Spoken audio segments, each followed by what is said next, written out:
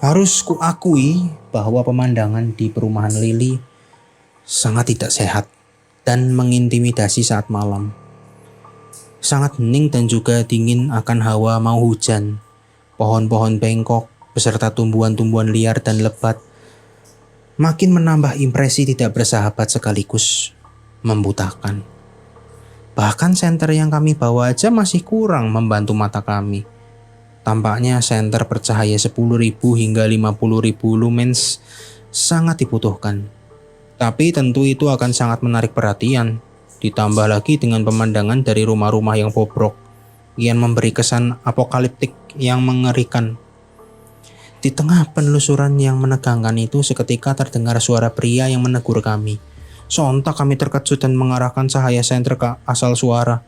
Lantas kami melihat seorang pria parubaya berambut perak yang panjang terikat serta berkacamata bundar. "Ngapain kalian di sini?" tanya pria itu dengan nada tidak ramah. "Tidak seharusnya kalian ada di tempat ini." Lantas Pak RT membalas pria itu. Maaf Pak, kedatangan kami di sini untuk mengejar pelaku penculikan anak-anak yang barusan terjadi di perumahan kami, sekaligus mencari 2 orang warga yang hilang dari kemarin." "Oh, jadi begitu ya," jawabnya. "Baik, aku akan bantu kalian. Tapi kalian harus dengar baik kata-kataku. Kalau tidak, kalian tidak akan selamat," ujarnya. Kami terkesiap saat mendengar kalimat itu. Banyak dari kami yang melempar pertanyaan gemetar dan risih kepada pria tersebut sampai akhirnya Pak RT bertanya dengan nada yang konfrontasi. "Kenapa kami harus mengikuti kata-katamu? Siapa kamu? Dan sedang apa juga kamu di sini?" Lantas pria itu tertawa kecil dan membalas, "Aku adalah Kapur, mantan penghuni perumahan Lily, dan kedatanganku di sini adalah untuk membalas kematian istri beserta anakku. Aku sudah mempelajari sejarah dari perumahan ini dan kini aku paham bahwa yang akan kita hadapi ini bukanlah sesuatu yang remeh, melainkan sangat berbahaya." Kemudian Kapur membuka cerita gelap dan berdarah tentang latar belakang perumahan Lily yang terlupakan kepada kami. Dulu wilayah Serpong hanya sebuah daerah hutan karet yang luas dan diisi oleh beberapa desa yang tidak padat. Namun pada tahun 1890 ada seorang saudagar Belanda bernama Diederik van Dyck yang berambisi menguasai daerah tersebut untuk dikelola menjadi perkebunan karet atas nama keluarganya. Sebab pada masa itu, karet menjadi salah satu komoditas yang paling dicari dan memiliki nilai jual yang tinggi. Diederik van Dyck adalah saudagar Belanda yang dikenal arogan, kikir, tamak, dan licik. Alhasil dia sangat dibenci oleh kaum Bumiputra maupun sesama orang Belanda lainnya. Selain itu, ia adalah salah satu orang Belanda yang membenci sebuah novel roman yang menggambarkan nasib buruk rakyat Bumiputra yang terjajah, berjudul Max Havelaar, karya Multatuli, nama pena dari Edward de Westacre, dengan menghujatnya sebagai buku bodoh dan menyesatkan. Diederik van Dyck memiliki keluarga yang berisikan 2 anak kecil, putra sulung dan putri bungsu, beserta seorang istri yang cantik. Mereka semua adalah orang berdarah asli Belanda. Mereka semua berambut pirang dan memiliki mata yang berwarna biru langit. Awalnya Diederik ingin membeli hutan karet sekaligus mempekerjakan para penduduk lokal sebagai perkebun. Tetapi tidak semua penduduk lokal dari beberapa desa mau menerimanya. Bagi yang menolak, mereka beralasan bahwa hutan tersebut adalah milik leluhur mereka sehingga tidak boleh diberikan begitu saja ke orang lain. Berbagai upaya negosiasi telah dilakukan oleh Diederik, tapi semuanya tidak membuahkan hasil. Akhirnya, ia memilih jalur kekerasan demi mengusir para penduduk lokal yang menolak bekerja sama.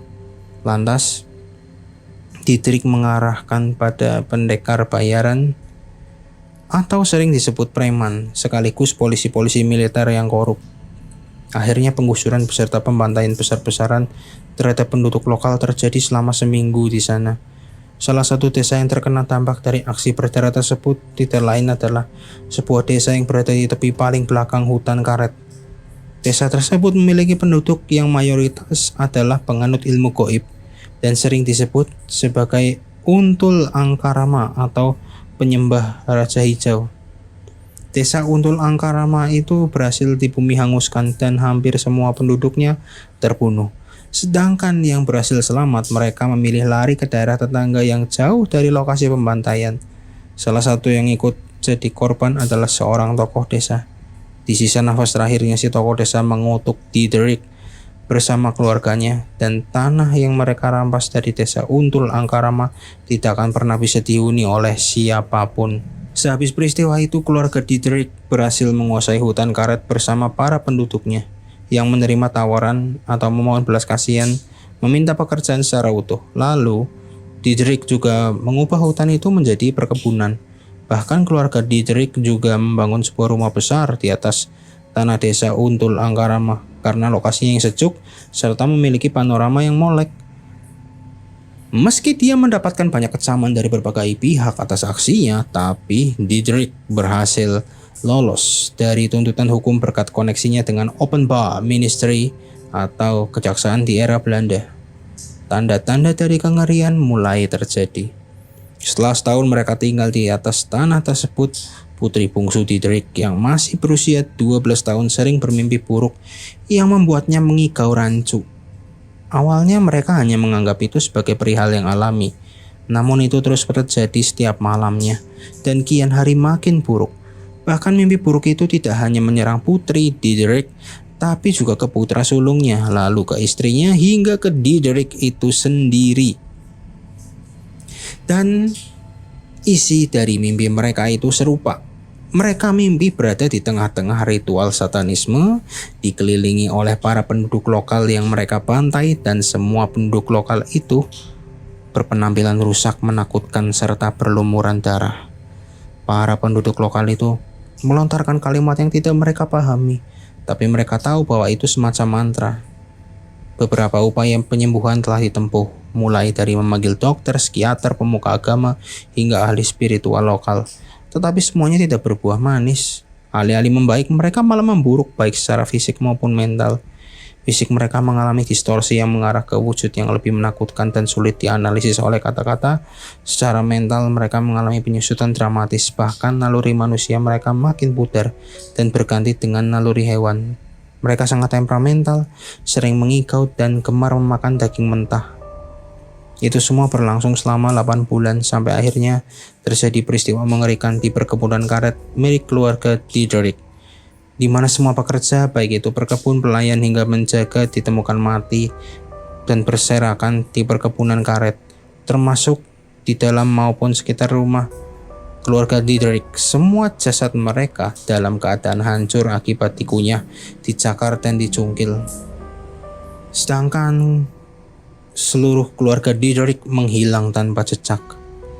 Pihak kepolisian segera diturunkan untuk menginvestigasi pembunuhan itu, termasuk mencari keberadaan keluarga Diederik yang menjadi tersangka utama. Tetapi pada akhirnya mereka menempuh jalan buntu, lalu pihak kepolisian memilih untuk mengambil kesimpulan malas dan aman bahwa pembunuhan ini disebabkan oleh serangan hewan buas yang pada masa itu masih berkeliaran di tempat itu. Bagi publik yang kritis, mereka tidak langsung mempercayainya. Lantas banyak pihak yang membentuk tim independen untuk menyelidiki kasus tersebut. Namun tidak sedikit dari mereka yang menghilang selama proses penyelidikan. Walhasil, banyak pihak keamanan, terutama para penduduk sekitar, yang mulai menyangkut pautkan dengan perihal mistis. Lantas mereka menjauhi dan melarang siapapun untuk datang ke wilayah itu, sehingga tidak ada satupun orang yang berani membangun pemukiman di sana. Bahkan jika ada, mereka akan mengambil jarak yang jauh dari hutan karet milik keluarga Diederik. Akhirnya, perkebunan keluarga Diederik jadi terbengkalai begitu saja dan diselimuti oleh banyak misteri, cerita seram, serta kegilaan yang sulit diimajinasikan. Bahkan tetapi semuanya memudar seiring berjalannya waktu. Saat perang kemerdekaan Indonesia, banyak orang mulai melupakan kengerian di perkebunan karet milik keluarga Diederik. Walaupun begitu, mereka masih terlalu takut untuk mendatangi wilayah tersebut. Setelah Indonesia merdeka, Pembangunan rumah, infrastruktur, dan pembangunan lainnya mulai dilakukan secara masif. Sampai pada tahun 15 atau 15 tahun yang lalu, maksud saya, akibat ketidaktahuan, minim riset, dan terkuburnya sejarah tersebut, pengembang ingin memperluas pembangunan perumahan. Dan secara tidak langsung mereka melakukannya di atas tanah desa Untul Angkarama. Walhasil teror dan mimpi buruk kembali bangkit, menghantui dan meneror para penghuni baru di atas tanah tersebut. Namun naas, pengerian itu telah memakan banyak korban dan diantaranya adalah anak beserta istri dari Bapak Kapur. Bahkan Kapur juga ikut menyaksikan sewaktu sosok bayangan putih sedang mengunyah wajah hingga leher istrinya dan mencengkram sekaligus mencakar tubuh anaknya dengan kuku-kuku yang tajam. Itu adalah ingatan terburuk yang membekas dan terus menyiksa batinnya selama bertahun-tahun. Oleh karena itu Kapur bersumpah untuk membalas kematian istri dan anaknya. Kapur menutup ceritanya dengan penuh emosional. Semua orang yang mendengarkannya hanya terdiam, tercengang. Tetapi karena masih ada keraguan di dalam pikiranku, lantas aku menanyakan sumber informasi dari sejarah kelam tersebut. Kemudian Kapur menjelaskan bahwa semua dia dapat dari sebuah buku harian tua. Buku itu ia temukan di balik balok-balok kayu lantai kamar yang ada di loteng rumah tua milik keluarga Diederik yang masih berdiri hingga saat ini dan berada tersembunyi di tepi ujung perumahan Lili.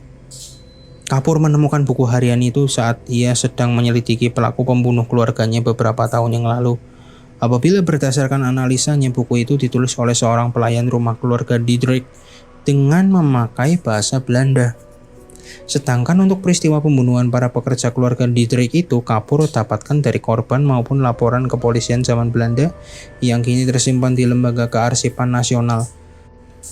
Sebab di buku harian itu tidak menceritakan peristiwa pembantaian tersebut karena diduga kuat si penulis ikut terbunuh saat kejadian berlangsung. Kami kembali terkejut dan bingung saat mendengar keberadaan rumah keluarga Diederik di dalam perumahan Lili, sampai-sampai Pak RT kembali bertanya demi meyakinkan apa yang ia dengar. Lantas Kapur menjawab dengan tegas bahwa memang benar ada. Menurut Kapur, rumah itu masih berdiri karena pihak pengembang sengaja tidak meratakannya, tetapi untuk alasannya masih tidak jelas dan terkesan disembunyikan sehingga melahirkan berbagai macam asumsi. Ada yang mengira karena masalah perizinan, sebab rumah keluarga Diederik adalah rumah antik dan merupakan warisan sejarah dari peninggalan Belanda yang harus dilestarikan. Tetapi ada juga yang mengira karena banyak pekerja yang diganggu sampai dicelakai oleh bayangan-bayangan putih. Entah mana yang benar, tapi Kapur lebih mempercayai asumsi kedua. Bagi Kapur, bayangan-bayangan putih itu suka berkeliaran di rumah keluarga Diederik untuk mengamati, mengintai, dan berburu makhluk hidup yang masuk ke wilayahnya di waktu-waktu tertentu. Tetapi setelah itu mereka akan kembali ke sarangnya yang tersembunyi. Pemikiran itu diperkuat karena rumah itu sudah beberapa kali didatangi dan diperiksa baik itu oleh warga, polisi, hingga Kapur sendiri. Tapi mereka tidak menemukan apa-apa. Namun mereka makin kesini makin sedikit makhluk hidup yang masuk dan ada di sana. Entah itu hewan-hewan liar, para tunawisma yang menumpang hidup, ataupun para begundal yang bersembunyi.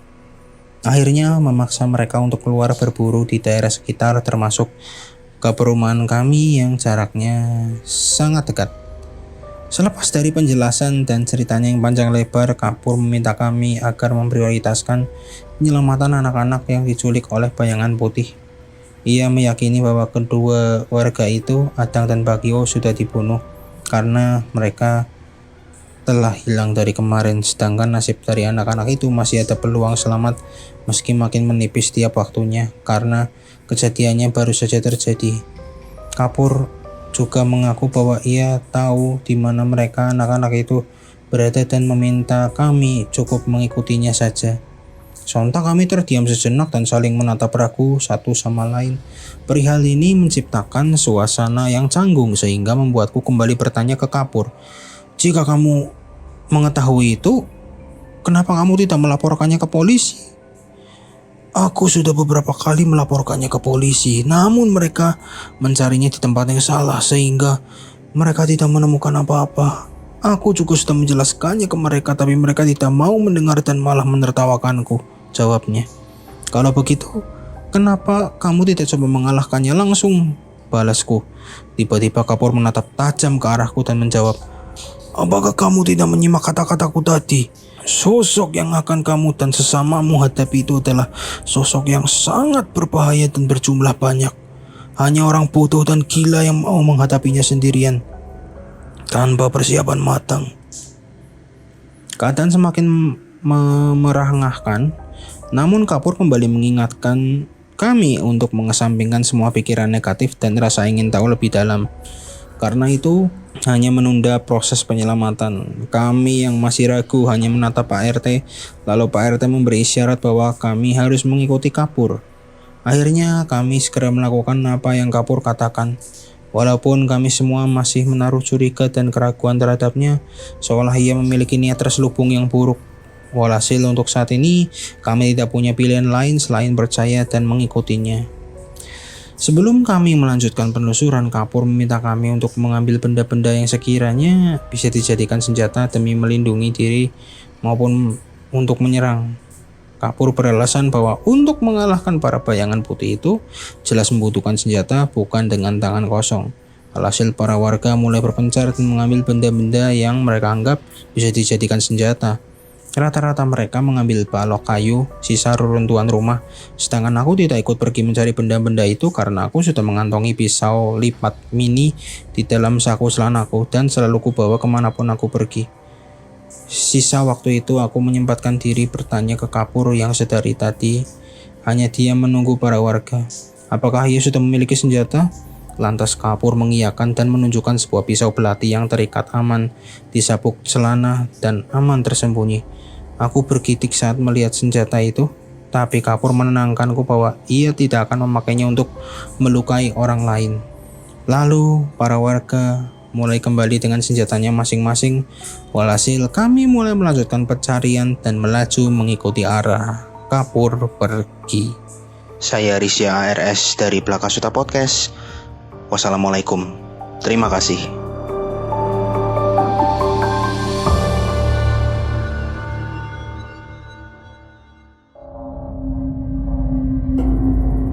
Kamu punya pengalaman horor? Kirim ceritamu ke podcast.ceritahoror@gmail.com